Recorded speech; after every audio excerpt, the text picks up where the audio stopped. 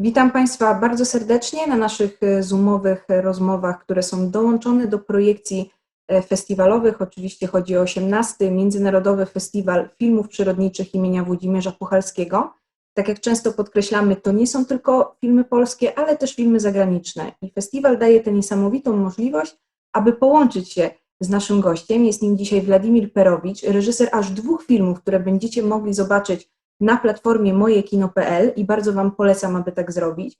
Film Wzgórze, o nim będziemy mówić, oraz film Symfonia. Także 2 filmy od naszego autora.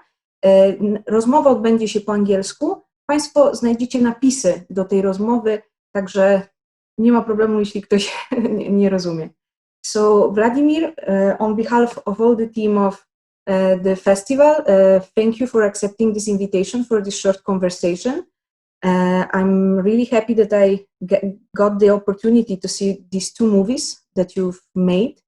I really like the movie The Hill, and I hope we will talk also about this movie. In general, thank you very much for having time today and do this with me. Thank you for inviting me for this meeting, and also thanks to the selectors for having selected 2 films of mine.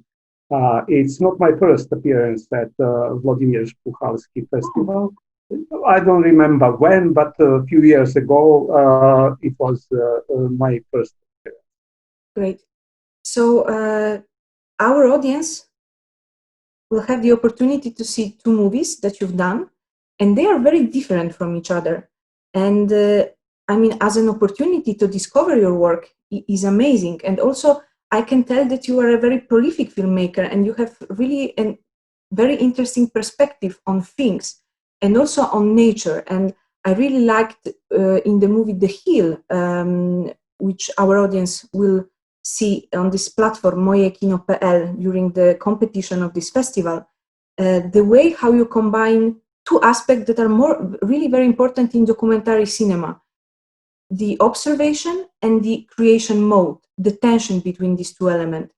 How you do this? And also, if you could tell with your words something about this movie, The Hill, to invite our audience to see it. Well, I belong to those filmmakers who believe that creation is the big part of documentary film. Not only following John Grishton's definition, but this is my true assumption from myself. I think that the image itself can express much more, far more than the explanations, than the words, and so on. And that's why I chose this way to give you as my output in the film The Hill. When I discovered a big hill, which is not of a natural origin, which was made by a man surrounded by the fertile fields, arable fields, or better, when I discovered arable fields in which, in the middle of them, there is a garbage dump, an open garbage dump, too high, too big. I ran mad about it, and I decided to express it through the one of the most powerful expression tool in the art, which is contrast. I wish to contrast the fertility and something that is menacing or jeopardizing this fertility, and not only through images. I've chosen 2 types of music which simply just fight in front of our eyes and in our ears. One of them is Krzysztof Penderecki from your country. So I think that this way was better than expressing the things like narrating, look here, there is that and that. The mankind made a big atrocity. The wise man should change this and that. No, I believe that true and sincere spectator can find out, can make his own opinion about it and his own emotion. That's what was my goal. I was mesmerized by the fact how we discovered this place, which is really extreme. And as the audience will see, it's not from the beginning. I mean, step by step, we discovered the huge amount of waste, of dump, of garbage. And I really love the editing in this one. And it's really, your second movie is called Symphony, but also the word symphony could be applied to this one, not just for the music, which is, as the audience will see, a very strong element, but also the elements in the image. I mean, the montage, the sounds in the image, which is something really that I loved in this one. So how do we work on the editing process? Is it you, or do you have, some collaborators that are in touch with you all the time? How from this perspective of the filmmaker, it looks like? Look, it's not only about editing. Editing is the final process in which the editor, the man who cuts, and me are equal. I lead, I give him first notions about the idea, what I wish to express, and he gives his ideas. But the first thing is dramaturgy. I believe in this way of temporarily placing the things bit by bit, so to approach to the main subject, and then like a punch into the nose of the spectator, the shock of the revealing something that is unpleasant, that doesn't belong to what we saw before. So dramaturgy made a lot in this film. Then the way of shooting, in which I had a collaborator in cinematographer's role, and then the editing, which had to measure it, not simply to juxtapose, not simply to put each part next to each other, but to find the measure. The measure, first of all, in the length, and then in juxtaposing the strong elements from the audio, which join the images. So there is not a big philosophy, it's just a kind of skill that the editor and I have after having made many films. It's not a secret. No, it's really important to know, because many times we associate this kind of, especially when it's so connected to the editing room as the main room. And it's nice to hear that it's just one of the elements, maybe not just the key element, or the shooting days, the way how you not even shoot, but maybe look at this place and feel the inspiration, feel the vibe. So there was some maybe days, this is like my question, that you were there and you were just looking and trying to find these inspirations, or how it was, because the shooting is one process, I guess, but also for this kind of movie, I think that you have to be inspired to find the solution. Yes, I was, of course, inspired as a man, as somebody who is endangered or jeopardized by this event or by this appearance, but I also inspired by the possibility to express something in an artistic way. So, of course, observation or observational mode is one of the elementary modes in documentary, but it is not enough. The camera itself, as a machine, also observes. You just push the button and it shoots. But as a filmmaker, as somebody who wishes to give something more to the images, I have to select the images in my mind previously, and to make the collection of them and to make the row, to make them in the row and to juxtapositions in my mind. I mean, I like so-called scripted documentaries, which means I knew, let's say, 80% of the film. How will it look? I knew it before shooting, you know, and the remaining 20% is something that you gather, that you find, that you catch on the ground itself. So this combination, I hope, gives the result.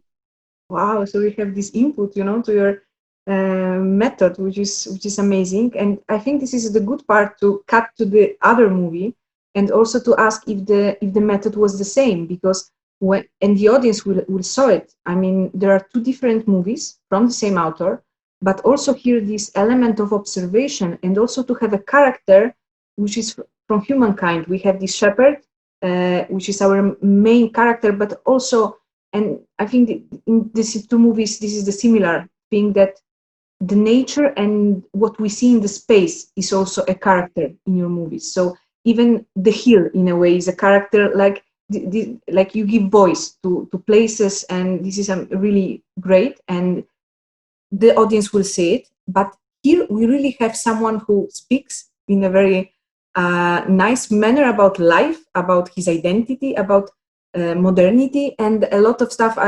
We can count all this element. But how did you find this character, and what was the process here in the symphony? I was in a research process for the film, which be shot 1 year and a half in this region. This region is a place in Western Serbia I'm amazed of the man, of the activities of the nature and so on. And I found this man, I started to talk to him, and when I found that his philosophy of life, his philosophy of nature is similar to mine. Of course, a filmmaker doesn't talk only about the people who is similar to himself. I decided to make a film which will give a stronger message than the words express.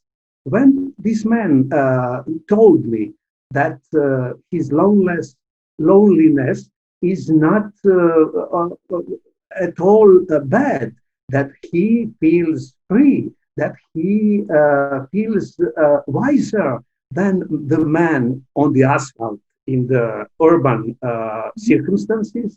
And when he expressed that the loneliness can exist in the society, in the community, when you are surrounded by the people, but you are alone, you are lonely, you are desperately lonely, I knew that I have the film. So then I started researching in his works, in his personal history, how did he decide to leave the community for the loneliness, for the remote place of the mountain, and what are the important points that could be included in the story of him. Of course, I knew I don't need him to talk into the camera. Mm-hmm. By the way, I don't like the Western manner of talking to the camera, or let's be precise, in Western documentaries, the people talk to somebody next to the camera, not to the camera. So they don't talk to me, to the spectator. And this is a very bad manner. And also, I think the words only convey some information, but they are not the expression tool, the means of expression. The means of expression in the cinema is the image and the sound, and the good combination of those two.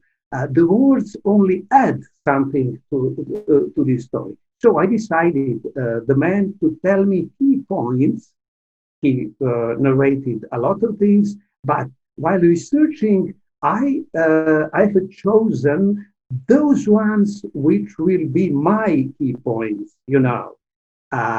Of course, let me confess that in this film too, let me say that I knew 90% of the material, where to place and how to place. But I was in editing room, the editor and I, we discussed a lot where to place the key elements, I mean, the key thoughts expressed by the man. This is the thought about freedom, assumption about loneliness, and so on. And we decided to put them to that place, those places. Also, we found that some stories that I asked the man to tell me are not necessary for our story, so they were eliminated, they were put away. And at the end, also I decided at first moment when I saw where he lives and how he lives, how he enjoys his environment, I decided what I made in several films of mine previously, not to use any music, just to use the natural sounds which will confirm his thoughts and which will make us enjoy, make us the spectators, enjoy his way of enjoying the nature, because these sounds, they are magic, these images. Yeah, he's telling this in the movie, that there's no melody that a man can create that can be compared to the beauty of nature. But I mean, seeing him, I don't want to spoil the end, but seeing him in the movie, sometimes with the phone, in regard of what he's saying about technology, is it on purpose that there's a bit of bitter irony, I would say, to this portrayal? Or it's just maybe my interpretation and it's not good? Because he's speaking a lot of very brave words about innovation, technology, how it's not connecting us, but it's like the opposite. And when we see him at the, I don't want to spoil the end, but with the telephone, I was like, okay, so there's tension between the words and the image, because in the end, he's also with technology like we now. So, and this is a good key now to do it. Good instrument. Yes, you are very sensible, I see, and you found several things that maybe many spectators wouldn't find. From one point, it is a bitter irony, as you said, connecting the modern technology with a kind of wilderness. It's not the complete wilderness, but it is a remote place from the civilization. From the other point of view, it was just a kind of hint for the spectator. This tool, small tool, mobile, would it be used for something else? Could it be used for something else? And at the end, the spectator will find out about it. Of course, I feel that overall the story to be separated from the community is not a nice thing. Mm-hmm. But let's put it away for a while. Let the man enjoy in what he thinks is his freedom. Of course, in the reality, he is not alone all the days of his life. The friends, two brothers and somebody else visits him once or two times a week and so on. But the most of the time he is alone. Mm-hmm. Am I right that his name is Rade? Did I remember? Rade. So how he reacted to the film? How he reacted to the movie? There was he was very happy. First, when I asked him to be the cast in my film, he was a little bit reserved. But then something happened that helped him. I was talking him about several films that are made in the wilderness, in the rocky mountain of Montenegro, which are cruel, I may say, quite differently from his region. And he somehow was more attracted to the idea of appearing in my film. Then he accepted, and we talked a lot during these preparations. And then I visited him once again before shooting. And then when the film was made, I put it on video, and he shared the link with many friends. It was amazing how in the same time he is out of the civilization and he is not, if you understand. And you can feel and of course he didn't have any objection. Right. This is ethical in documentary is important. No, but I would just love to ask the last question.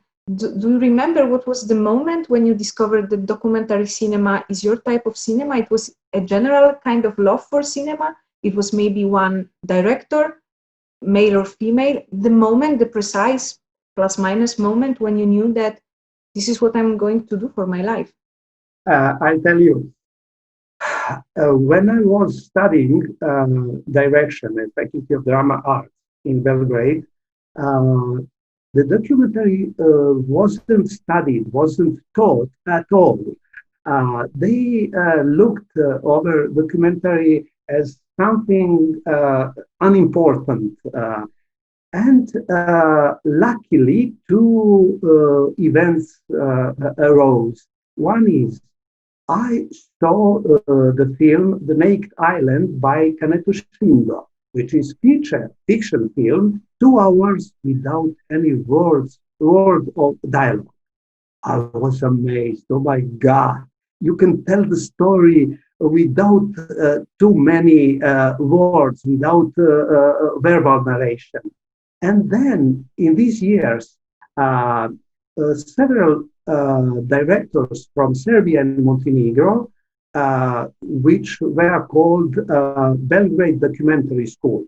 It was not the school, but only the group of the people who made their short documentaries. Their films were shown at Belgrade Film Festival. And I was also amazed they made films which were partly directed, partly observed, and directed, arranged, a little bit arranged, you know. And I discovered the field which can be mine. Later on, I saw the film Kojani Skaci by Godfrey Reggio, and it was the revelation. Oh my God, this is my field. And I continued this way. Of course, when working with television, and I worked for 3 different television, always only documentaries, nothing else. I had to have some films with words, with verbal narration. But mostly, I fought with editors-in-chief in these televisions to give me the freedom to express myself only through images. And mostly I succeeded. So a majority of my films is made that. And I was making those films. There's a joke about it. I first decided to speak only with images and sounds with temporarily used music. Then I realized that no music needed in many of those films. You can express what you wish without it. So I decided to put it away. And there was once a film made in the night about a fisherman in the Bay of Kotor, on the Adriatic Sea. I'm from Montenegro. And the film was made without any artificial light. So only the small lamp on the small boat of the fisherman, you know, and you have to watch like this to see. But you see everything, everything is clear. And then my wife declared, well, my husband first made the films without dialogues, then he made the film without music, now he made the films without images. Pure cinema. Neorealism in best way. Vladimir, thank you very much for this conversation. I'm really happy. I would love to see the last movie you mentioned that you made about the fisherman. Well, I hope I will get the chance. It's really it's many years ago. Maybe somewhere on Vimeo. But also it's a pity that we can't meet in Łódź, in Poland. But the screening are prepared, and our conversation also as a supplement will be for our audience to maybe before the movie or after to see it. And thank you very much for your time and for these two beautiful movies. And I hope to meet you one day in Łódź. Me too, and congratulations to your approach to the film. It is very rare to meet somebody who is not a practitioner, who doesn't make, as I understood, you don't make the films, but who enters so deeply in the flesh of the films. So congrats to you. Thank you very much. So, well, this is it's one of my first Zoom conversation. I have to end it, which it's not, I will talk really even more, but thank you once again, and finger crossed for the competition. Bye-bye. Thank you.